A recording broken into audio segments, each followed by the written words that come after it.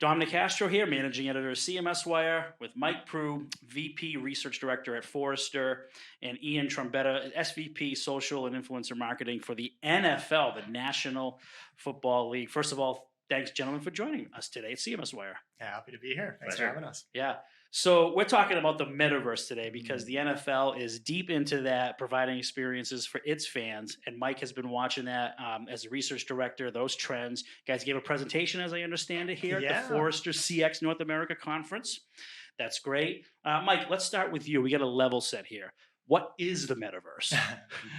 That's a great question. So Forrester defines the metaverse as the 3D experience layer of the internet. So if you think about the World Wide Web as the 2D experience layer, the metaverse will be the 3D experience layer. And the reason I say will be is we don't believe at Forrester that the metaverse exists yet, which is a little different from Ian's perspective.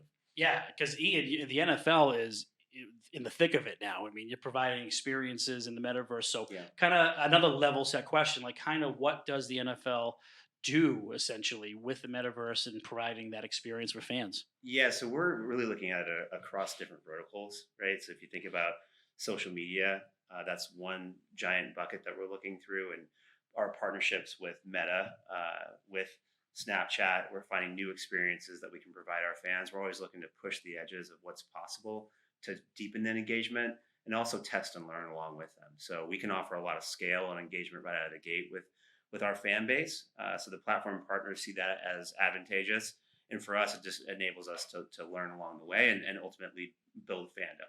Yeah. Then you look across the other areas like gaming. We've got multiple gaming partnerships. We've got a great partnership with Epic and Fortnite, with Roblox, of course, with EA Madden.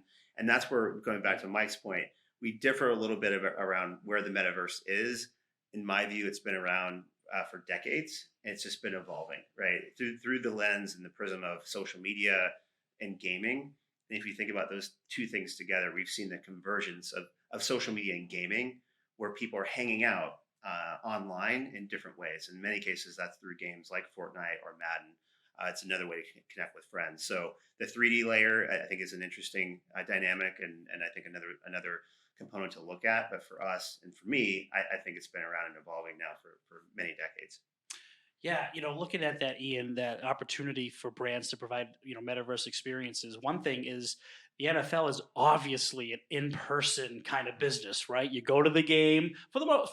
It's some of the business, right? Yeah. I mean, then there's of course apparel and there's social media and stuff like that. But talk about that hybrid experience. Like, walk me through. I'm a Patriots fan. Yeah. I still am, even though Tom Brady left us. But you've had a couple rough years, right? You had 1 year out of the playoffs. So, oh my God. Yeah, we were so excited when Mac Jones came in. He led us to the playoffs, and then we played Buffalo and Josh 41-17, and then we're done. But I digress. I mean, looking at like me going into Foxborough, right? Going into Gillette Stadium, and I'm in the metaverse, but I'm also there. What does that look like for me? Yeah, so I think we're doing a few things. I think our clubs are doing a great job working with partners like Ticketmaster. So now you're getting NFTs as tickets that you can take and share with your friends and family members. We're going to continue to offer utility through those different NFT experiences, including Ticketmaster. Whereas a super fan, and you seem to be a super fan of the Patriots, there'll be ways for us to deliver unique experiences, both online and offline, for you, knowing who you are, personalizing those experiences just for you, and in a way that really deepens fandom. In addition, we're working with some of our youth-centric platforms like Snapchat. So for the first time this year, we'll have the Snapchat camera kit will be embedded with our NFL app, which will enable us to geographically target fans who are in stadium and provide them customized experiences. Whether I'm at SoFi Stadium or Heinz Field, it'll provide experiences that are customized for that stadium environment and for that club. So there's a variety of other things that we're doing, but those are just a couple examples. Yeah, and back to Mike from Forrester, what Ian was saying, this isn't, he's not in the majority in terms of brands providing these type of experiences, right? Forrester seems to think that it will take until the 2030s for this to really actualize and to kind of become normal, and all brands are doing it kind of thing, or most brands are doing it. Is that what you're sensing right now? Where are most brands today, and where will they be in 7-8 years? So what exists today are what Forrester calls metaverse precursors. So these are standalone immersive platforms that Some of them have been around for a very long time. To Ian's point, you look at Second Life, which, was a virtual world that's been around since the early 2000s. So brands have the opportunity now to quote unquote test and learn in these metaverse precursors so that when there is a fully actualized interconnected metaverse, they're at least being able to understand how their consumers are engaging and to innovate for future use cases. So we see lots of brands experimenting with extended reality because that is the thing that exists right now. And the NFL is in a rather unique position as a brand because they have such an engaged fandom already. Lots of their fans are inherent gamers, and Forrester sees that as the early on-ramp to the metaverse.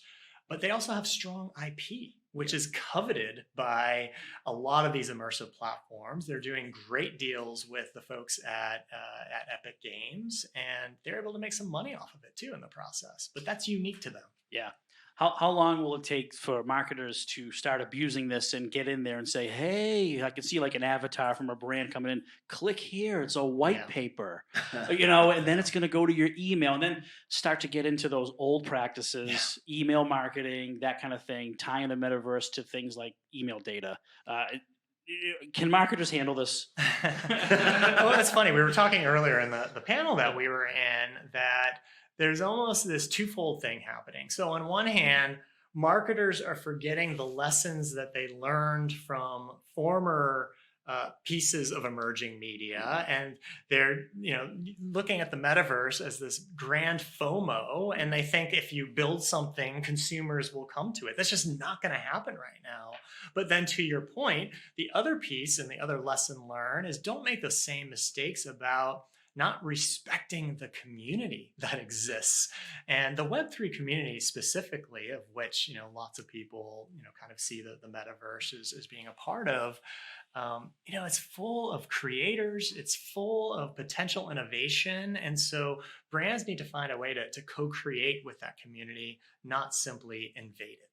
Yeah, we just spoke about this on the previous panel, and I think at least from my experience, coming from a gaming background, even here at the NFL, really looking at it through the engagement lens first, so consumer or fan first, versus we're going to make a ton of money off of this.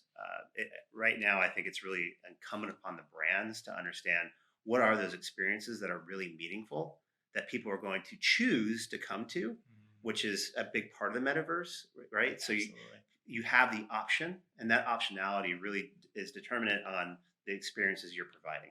So that I think is super, super critical. And I think a lot of brands now are going into the metaverse and frankly spending a lot of money that's going into places that it probably shouldn't, based on what they're actually driving towards that experience, right? So for us, it's a test and learn environment constantly. And we see scale with big partners like Meta and others. And then we see some other opportunities with emerging VR companies like Status Pro, which they're just getting off the ground, but an amazing opportunity for us to test and learn in that type of space. The one interesting opportunity I see is having the Tom Brady-led Patriots play the 86 Bears. Because my little 8-year-old heart from Boston is still broken after watching the refrigerator and Walter Payton sweetness absolutely annihilate the Patriots back then. That was Grogan, right? Grogan, Tony Eason, they got in there. And to be fair, the Bears annihilated everyone that year, so you weren't alone. Bears, ironically, were a one-hit wonder, though. They just kind of disappeared. They won this one Super Bowl, and then the Giants kind of came in. And the Niners.